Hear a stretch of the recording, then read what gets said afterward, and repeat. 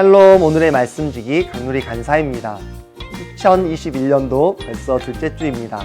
새해 다짐은 열심히 이뤄가고 계신가요? 오늘도 풍삼 큐티와 함께 하나님의 말씀으로 힘내서 살아가는 여러분 되시길 응원합니다.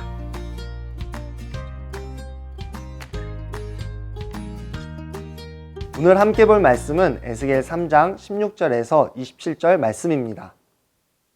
오늘 본문 말씀은 에스겔이 소명을 받은 뒤 7일 후에 다시 하나님의 말씀을 들었다는 내용입니다.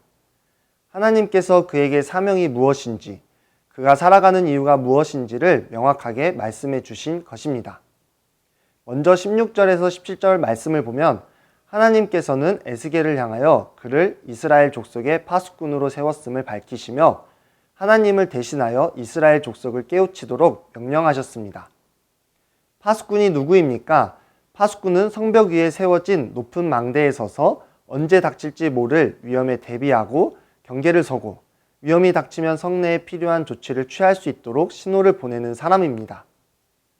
에스겔이 이스라엘의 파수꾼으로서 감당해야 할 사역의 핵심은 그들로 하여금 바른 길과 잘못된 길을 정확히 분별하도록 가르치고 그들이 죄악을 범치 않도록 진리를 증거하며 장차 임할 심판의 재앙을 미리 경고해 주는 것입니다.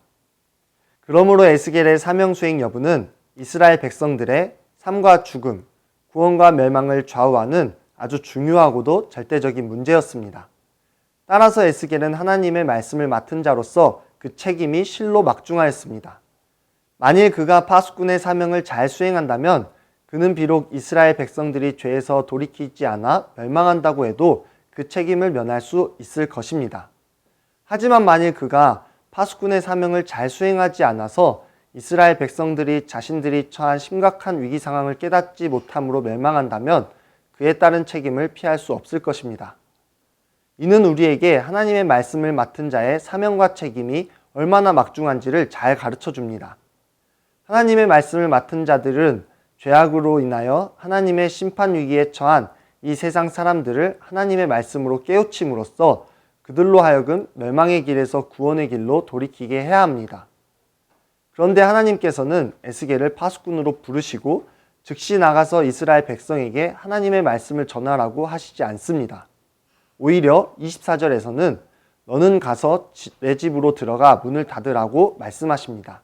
뿐만 아니라 26절에서 하나님께서는 에스겔을 벙어리로 만드십니다. 그랬을 때에 에스겔은 하나님께 왜 집에 들어가 있어야 하는지, 왜 혀를 입천장에 붓게 하시는지 묻지 않았습니다. 다만 하나님의 명령에 에스겔은 순종하였습니다. 이러한 순종의 자세는 에스겔의 삶을 통해 여러 차례 확인할 수 있는 그의 삶과 사역의 기본 자세였습니다. 그는 하나님께서 무엇을 명하시든지 그 명령이 이해가 되든 되지 않든 무조건 순종하였습니다. 이는 그가 자신을 하나님의 종으로서 인식하고 있었기 때문입니다.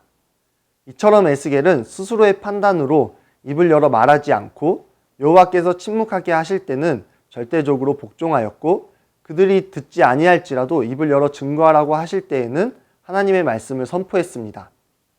사랑하는 여러분, 놀라운 환상을 보고 뜨거운 열정에 사로잡혀 있다 해도 하나님의 파수꾼으로 세워진 사람이 해야 할 것은 무슨 일을 하든지 먼저 하나님의 말씀을 귀를 기울이고 하나님의 명령에 절대적으로 순종하는 것입니다.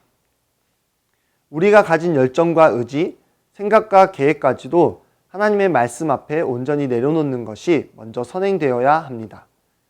그리고 성령의 인도하심에 순종하여 하나님이 원하시고 기뻐하시는 뜻에 따라 살아가야 합니다. 오늘날 하나님의 백성으로 세움을 입고 장차 닥칠 최후 심판을 아는 우리는 이 시대의 파수꾼으로 세워진 사람들입니다. 그 사명을 깊이 절감하고 성령의 인도하심 가운데 순종하며 하나님의 말씀을 선포하고 외침으로 이 사명을 감당하길 소망합니다.